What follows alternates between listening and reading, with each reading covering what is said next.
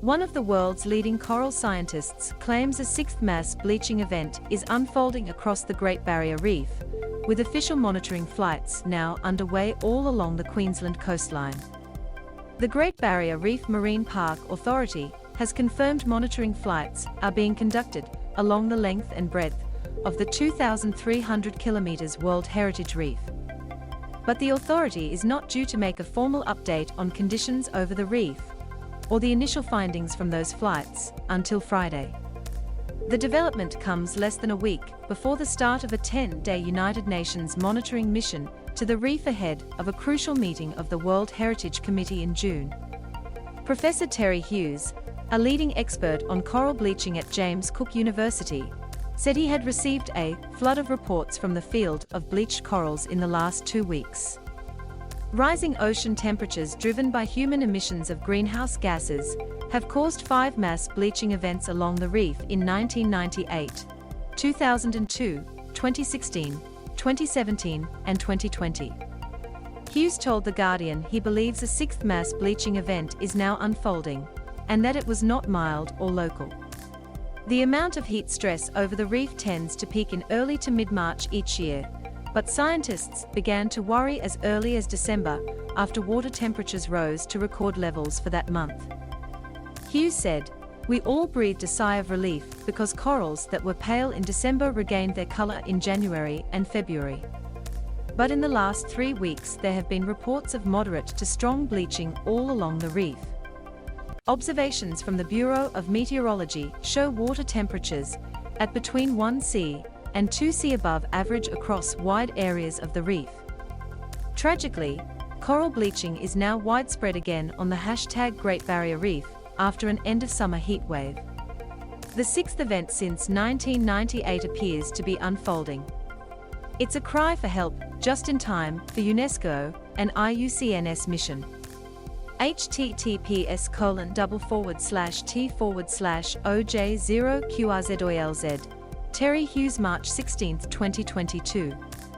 A study, led by Hughes, has found more than 98% of all the individual reefs have bleached at least once. During the last 3 mass bleaching events, Hughes has led aerial surveys across the length of the marine park to record the condition of corals from a low-flying aircraft. Hughes said that task had now been passed on to GBRMPA. He said water temperatures and the accumulated heat stress alone was not enough to say for sure if corals had bleached. "We won't have a full picture until the flights are done," he said. "We have to see those maps of bleaching, so it is premature to say how this ranks next to the other 5 bleaching events." GBRMPA has been collating information on bleaching from flights, in-water surveillance and reports for weeks. A week ago, the authority said there had been low to moderate bleaching reported in many areas. In a statement on Thursday, the authority said it was conducting aerial surveys along the length and breadth of the reef to get a clearer picture of any bleaching in the marine park this summer. The status of reef health is updated each Friday. Flights began last weekend. The Australian Institute of Marine Science has previously said a recovery in coral cover over the reef since the last bleaching event in 2020 has been driven by fast-growing acropora corals that were also susceptible to bleaching. Hughes said northern parts of the reef were halfway to recovery, but a lot of vulnerable corals were now bleaching. Corals can recover from mild bleaching, but if heat stress is too severe, the coral can die.